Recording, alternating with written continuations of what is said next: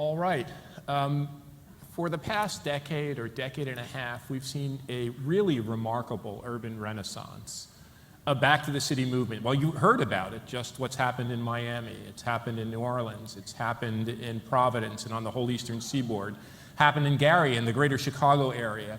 But one of the things that we know is, as that has occurred, has younger, more affluent, more educated people have moved back to cities. Our cities have become more divided, more unequal, more unaffordable, increasingly gentrified. So in a sense, we face a crisis of the comeback of the cities, a crisis of the very success of urban America, in addition to facing all of the issues of concentrated poverty and inequity that cities have historically faced. So today what we want to focus on for the next 20 or 25 minutes is how do we move to not just a competitive city, not just an innovative city, but how do we move to a more inclusive city?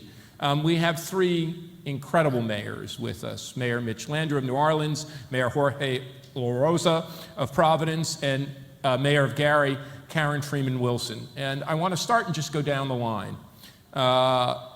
Mayor Landrieu was sworn in as the 61st mayor of the fabulous city of New Orleans. We've known each other for quite a while. He is the first mayor in the city's history to be elected by majorities of both white and black voters. He's created a unique public-private partnership on economic development. He's introduced an incredible strategy to connect disadvantaged job seekers to new opportunity. And very importantly, he's raised the city employees' minimum wage to a living wage, $10.10 an hour. 3 or 4 years ago, when we met in New York City, you asked me a question and we dialogued about it. We talked about a city like New Orleans or like a city like Miami where more than 50% of the jobs are low-wage service jobs, right? They're the jobs that people who work in hotels and hospitality, tourism. We know that we can upgrade those jobs, and we know that there's research that shows that if you do make those jobs better, you get higher productivity, better wages, better quality. So when you're thinking about economic opportunity in New Orleans, Mayor Landrieu, how are you thinking of the ways to make those service jobs that are the backbone of an economy stronger jobs, more family-supporting jobs? All right. Well, first of all, thank you so much, and it's great being with my fellow mayors. You know, when we got hit with Rita, Katrina, Ike, Gustav, the national recession, the BP oil spill, I mean, it was a lot. And it was hard to come back from there, which we have done miraculously with the help of a lot of people. But as we have gained more success and as more people have started coming in and New Orleans has become an ascendant city, like you mentioned earlier, guess what? All of a sudden you got new problems. In New Orleans, we always believe that diversity is a strength, not a weakness. But if some people are moving in and then they're forcing other folks out, how's that work? How do people really participate in the growth and the value of the city? So we've spent a lot of time beginning to think about what our role is in that. So, you know, on the cost of housing, for example, which is maybe outpricing some of the folks that are working in the hospitality industry, thinking, how am I going to deal with this? Do I go the New York model and impose rent controls and have the government tell people what to do? Do I ignore it and let the marketplace take place? Or do I look around and listen to other mayors and think about inclusionary zoning and ways to tell developers that if you want to play in my city, you can play, but everybody's got to get a chance to play on the playground as well. So we've worked on that. On economic growth and opportunity, every mayor wants to go put a flag in the ground and say, we invited GE to come in and they planted 300 jobs and paid $100,000. But the reality is that most of the people work in other jobs. And so you and I, we've talked a lot about building jobs from within, creating entrepreneurship, adding value to the jobs that currently exist, besides just telling the employees, hey, you got to do a better job of taking care of your people. And we began to think through economic development from that perspective, and lo and behold, what we've found is what was obvious in front of us. There are a lot of people that don't have jobs. There are jobs that exist, but they're not properly trained, and our community and technical colleges are not really ready, you know, or entrepreneurial enough to change their academic programs to line these folks up with the jobs that exist, and we began to work on that as well. And like anything else, I mean, if you can identify the problem and you start to work on it, eventually you'll get better. And if people know that you care about them and they know that they have a chance, they'll involve themselves, and then you'll figure it out. You know, one of the biggest problems in our cities remains concentrated poverty, even with the comeback, and racially concentrated poverty. We talk about the 1%, but it's really 33% of us in the knowledge jobs and the good jobs that are doing well. 66% of Americans in urban centers and suburbs being left behind? I know you've created a very interesting, really model economic strategy, economic opportunity strategy, both in general and with regard to African American, minority, and concentrated poverty across races. Can you just tell us briefly about what's the guiding principles well, of that? first of all, I don't want to ignore the fact that economic development, going out and encouraging businesses to come in and being a knowledge-based center is really important, and we all have to do that. But at the same time, you can't ignore the facts that 50% of the young men that are in your city or opportunity youth are not working, they're doing something else. And they're doing something you don't want them to do. So we created something called a pathway to prosperity. I got that name actually because one of my kids got sick once. We were in Children's Hospital. And in order for me to find my way to the right elevator, they had a yellow arrow and a blue one and a red one. It was a clear pathway to a place that we wanted to go to. So I told my economic development team, let's go find the kid, the guy. Now, politicians know this because we find voters really well. So we ought to be able to reach out and find the individuals that don't have a job and create a specific pathway to a job that we know exists. So we identified anchor institutions, right? And these are all in your cities. And in the shadow of these institutions, the people who need the jobs live, but the folks that work there come from someplace else. And so we said, let's see if we could connect these individuals to the jobs that exist. So we're building a new university medical center. Now, security guards, med tech, phlebotomists, all the way up to being the CEO of the hospital, we started thinking about what is the pathway for that young man to that particular job. And then we started piecing together what steps needed to be taken. And now we needed help, so we got Strive to come in, which is a 4 or 5 week intensive course of soft skills training for individuals, returning citizens, and actually started putting them through the paces. And many of them are now getting hired directly to the jobs that we set at the end of the pathway, and we're beginning to see some help and some work in that area as well. Cool. I want to turn to Mayor Elorza. Mayor Elorza was sworn as mayor of Providence just a few years ago in 2015 after running on a platform that made social and economic inclusion its centerpiece. Within his first 100 days, Mayor Elorza appointed an innovation officer to streamline activities and to create innovation throughout the city. And he too, like Mayor Landrieu, is focused on economic opportunity. I know you thought a lot, we were just talking about the focus on inequality. One of the things that we truly believe is that inequality is not just something that separates the classes. It's something that happens because our cities cluster advantaged people on the one hand, cluster disadvantaged people on the others. How are you trying to deal with this really central question of inequality in your city and our cities generally? Right. So thank you, Richard, and it is great being here with Mitch and with Karen and with other fellow mayors. You know, we get together fairly often, and what we talk about is how to make our cities strong and vibrant. And there's a recognition among all of us that it's impossible to have a strong and vibrant city with the levels of inequality that many of us are experiencing. And this hits home in Providence because we were just listed as one of the cities with the highest levels of inequality in the United States. And I want to come back to something that Mitch just mentioned. For all that we do around economic inclusion, there's a lot of substantive work that needs to be done, and you know, we have to keep moving forward. But the guiding principle that guides me and the work that we do at City Hall is making sure that people feel as though you're looking out for them, making sure that the community feels as though you're fighting for them and you're speaking out for them even when they're not there. And the reason why that's so important is because if they feel as though you're championing their interests, then they're going to engage much further. And once you have them fully engaged, then we can really include them. Because we can have the best laid out strategy, but if the strategy just isn't reaching the target audience, the community that needs it the most, it's going to fail. And so we always start off with making sure that people feel that sense of inclusion. And in everything that we do, you know, we look at some of the most vulnerable in our community. And Providence is about 44% Hispanic. And we have a large immigrant community as well. And especially with the rhetoric right now at the national level around immigration, you can imagine how some people who would normally stay below the radar are driven further and further underground. And what we want to do is instead of devaluing what they bring to the table, instead what we're reaching out and we're extending our hand to them, because it's my fundamental belief. My parents are immigrants. They came here as undocumented. But it's my fundamental belief that every single immigrant is inherently entrepreneurial. You know, it's this frame of mind, it's this spirit that regardless of what obstacle you confront, you're going to find a way over each one of those hurdles. And so we're reaching out to the immigrant community and letting them know that there's a place for them within our within the economic vibrancy of our city, and they have to be included in what we do. So I created a director of economic opportunity, and we're investing in our folks. We're completely transforming the way we do business, but most importantly, what we're doing is we're reaching out much more proactively out into the community to bring people in.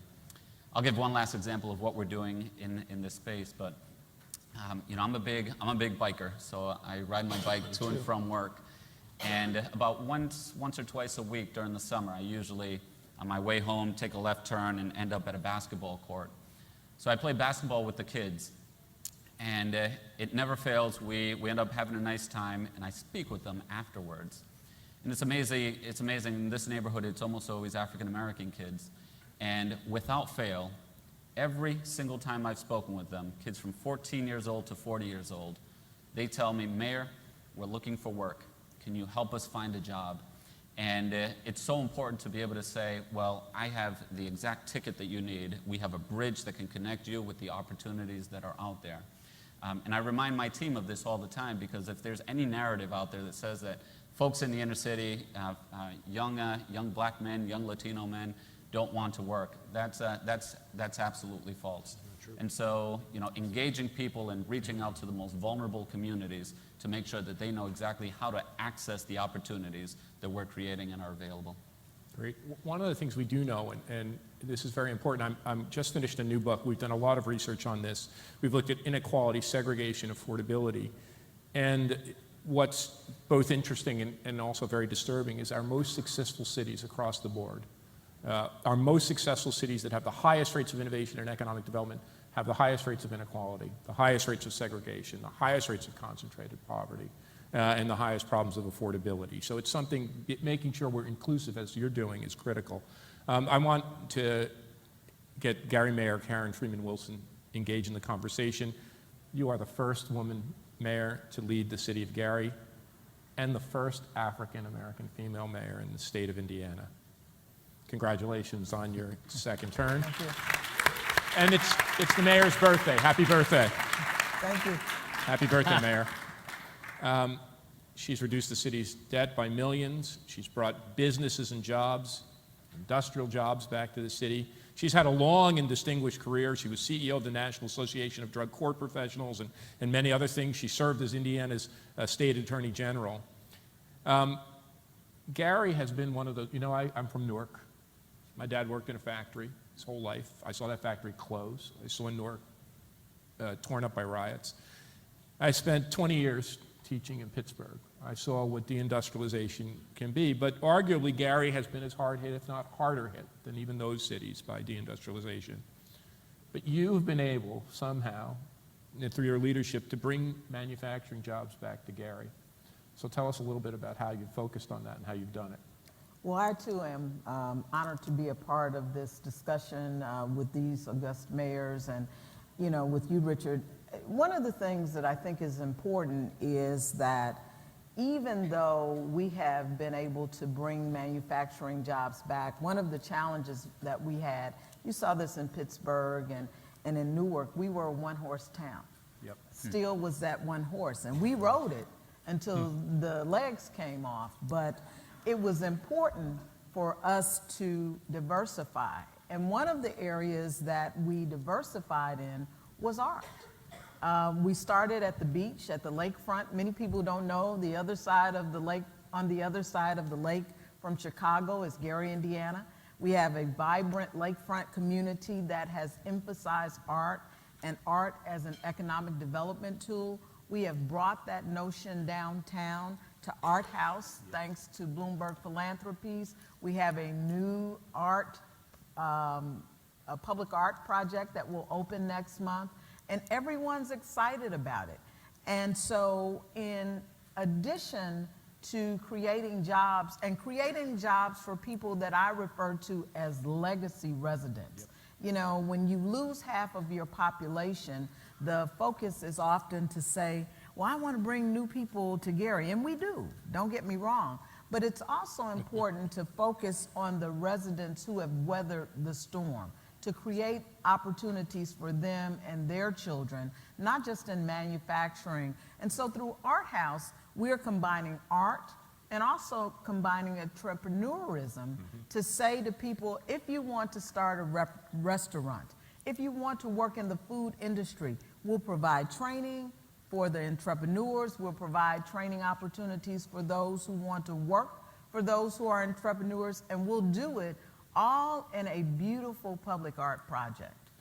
So all three of you share this emphasis on not only economic development and economic inclusion using art and music. I'm the son of a factory worker, but what changed my life was the day my dad came home with a guitar. And that saved me from all the problems in Newark. That guitar was my focus, not books, not being a professor, being a guitar player, playing in a band. I saw the power of music in my life. But all three of you, all three, Providence, I told you my first visit was to AS220. Mayor Landrieu, when I came to New Orleans, you couldn't think of a city that's more associated. Maybe Mayor Barry will tell you national, but the tide. Should be wrong. But cities that have music at their core. So talk to us a little bit about this. How does arts and music and the creative activities help create a more inclusive agenda and environment? Well, a couple of things on this. First of all, Richard, when you wrote your book, The Creative Class, I must have misread that book, because I did read it and it inspired me, because I was just about to become the Lieutenant Governor of the state. And the Lieutenant Governor of Louisiana is responsible for culture, recreation, and tourism. And it was usually focused on tourism, and then the state parks were passive things, and the museums were just whatever. But I had grown up with Harry Connick and Wynton Marsalis, and a whole bunch of folks that had to leave New Orleans in order to fulfill their God-given talents. And I remembered thinking that if I ever got anywhere, I'd try to create a space where people could do what they did and stay in New Orleans. Now, we have great music, we export it. Yep. We have great food, but you come to eat it. But I conceptualized something called the cultural economy. It's directly related to the creative class, and tried to figure out whether or not, like you did with the IT sector, defining it as a sector, which, by the way, did not always define itself as such before the digital revolution, to identify actually how many jobs there are that surround culture. Now, it wasn't just music, but it was art, music, historic preservation, architecture, food, anything that touched anybody that created something or added value to intellectual capital or to a native talent, to a raw talent. And we actually looked at it as an economic sector and realized that 12% of the people in Louisiana actually worked in this field. Now, when the oil and gas industry used to go to the appropriations table and say, Mr. Appropriators, can I have some money, or can we have a tax credit to incent the creation of jobs? We brought the entire creative cultural class together to say, wait a minute, our return on investment is 16-1, which is, theirs was only 7-1. So don't you think you might want to start thinking about ways to incent the creation and the growth of the cultural economy, because it was by nature diverse. And we started working a lot on that. And of course, it's not an accident that New Orleans is a sports entertainment capital. We worked on it, and we think about it, and tax policy and zoning and the way that we handle the fairs and festivals, which are innumerable now, have actually begun to employ thousands and thousands and thousands of people. And that adds to that wonderful ambiance that you feel when you come to New Orleans, because we want to host you to enjoy yourselves. And that's how we did it. Mayor Freeman-Wilson, you pointed this out with Art House. You know, I think about like a young man here like Pitbull, how inspiring he is to the kids of Miami. Or in Toronto, where I spent part of the year here and part of the year in Toronto, Drake. I mean, the influence he has on young people. And we can go on and on. How does Art House really help these kids who are gravitating, like I did as a kid, to my guitar? My was Jimi Hendrix, but that's different. That kids are gravitating. How does art help pull these kids into an economic inclusion environment? Well, it pulls them in because it's not just about food, it's about the display of talent. And the thing that I think is so important about talent, whether it's music, whether it's drama, is the ability to be such a unifying force in a community. It doesn't, that's a universal language. And so, even 40 or 50 years later, kids are talking about the Jacksons, Michael Jackson. our favorite sons. And just 3 or 4 blocks from our house, we have a new Jackson's mural. And that makes such a big difference about the way that people see their city. Yes, people want to work. Yes, that's our focus. But you also want to be proud about your hometown. And that's one of the challenges that you often get with inequality, that people feel so put upon and so forlorn that they forget that this is a place that you can be proud of. I want to echo this. You know, if you think about, we talk about innovation, technology, Silicon Valley, you think about America's greatest innovation. Whether it's Louis Armstrong, we can go Louis Armstrong, we can go Michael Jackson and Jackson, John Coltrane, Charlie Parker, my idol, Jimi Hendrix. And it's not top down. This is coming from the bottom up of our society. And Mayor Elorza, I wanted to talk to you about your project, especially working with youth there and tapping into youth with Providence Talks, and how you develop that and see that also as a strategy for becoming a more inclusive, shared prosperity community. Sure. Well, first of all, we definitely take an equity approach to Providence Talks. So Providence Talks is Providence was the first winner of the Bloomberg Challenge. We won $5 million to put this program together. And it's been so interesting over the past couple of years. The idea behind it is that many low-income students, by the time they begin kindergarten, they've heard 30 million fewer words than their more affluent peers. And so how do we either reduce or eliminate that word gap? And what Providence Talks does is it measures the turns of conversation. So I speak with you, you speak with me, I speak with you. Those are 3 turns. Mm-hmm. And the idea is to help parents with toddlers and infants 0 to 30 months old interact and engage with their children. And we found some really interesting things. The first thing that we found is that the parents who interact with their children the least, they're the ones who believe that they interact with them the most. And so we measure all of the data, and when we present it to them, it's really powerful when they say, well, you know, I guess you're right. And through that, we've been able to change behavior in over 30% of the cases, which the social scientists tell us that's a tremendous number. That's really huge. And so that's one really interesting thing. The idea behind the program was to have kids be more prepared by the time they enter kindergarten. But what's been really phenomenal about it is that we found that, you know, the principle behind this program actually turns out to be that a parent is a child's first and most important teacher. No doubt. And what this program does is that it gives parents agency. And so what we'll continue to measure is whether parents are actually more involved than they otherwise would be because they participated in this program.